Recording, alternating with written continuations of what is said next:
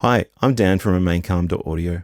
One thing that people seem to argue about endlessly in audio production is sample rates and high definition digital.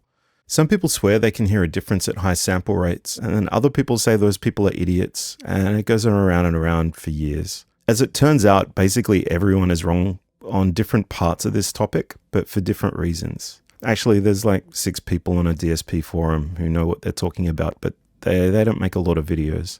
So let's start with the basic science part. There are concrete limits to human hearing.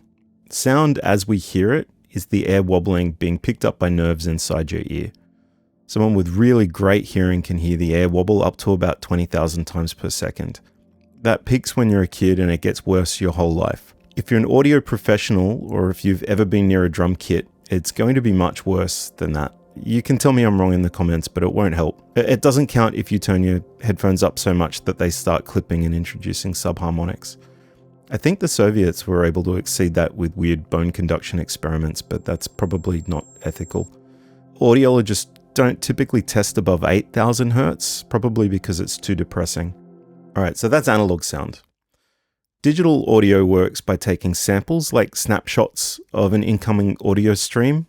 With a perfect reconstruction filter, you can digitally recreate sounds up to half of that sampling rate. So a 10 kilohertz sine wave with a perfect low-pass filter can be reproduced with a 20 kilohertz sample rate. Most audio playback is 44 kilohertz or 48 kilohertz. Perfect filters don't exist, so sampling at 44 introduces a little bit of phase weirdness, but it doesn't really matter. People are incredibly insensitive to phase up there. So yes, 44 kilohertz or 48 kilohertz are absolutely fine for audio playback. Anyone who hears differently is hearing something else, some strange behavior in their system, like a tweeter doing something funny. 44 is fine for listening. When you're doing audio production, things get much trickier. So square waves are jerks. Nature hates square waves. They have harmonics that go off to infinity. This is a problem when you're in digital, because if you make a square wave or hard clip some audio or any other discontinuity in your signal, those harmonics race off and fold over at your Nyquist limit. And this turns into aliasing. Those tones start heading down the frequency axis again and become inharmonic. At low frequencies, this is usually not a huge deal because the harmonics tail off. So if you're hard clipping a 100 hertz tone, it's probably fine.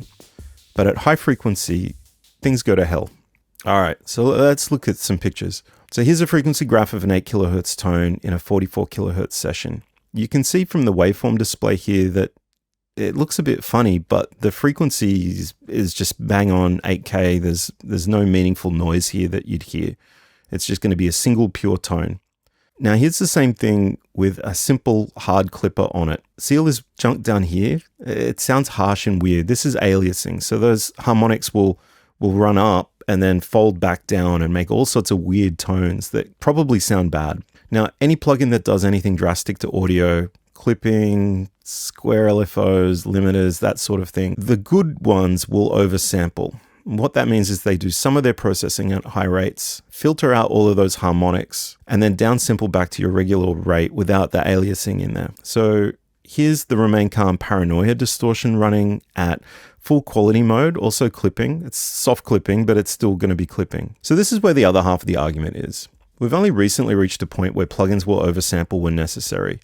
Computers just weren't fast enough for a long time. So there's decades of software out there that sound much better being run at 96 kilohertz than at 44 kilohertz because they're not oversampling. So a session with a Clipper plugin from 2011 will probably sound way better at 96K than at 44, even if the final output is at 44, because you're not getting alias harmonics clogging up your audible range.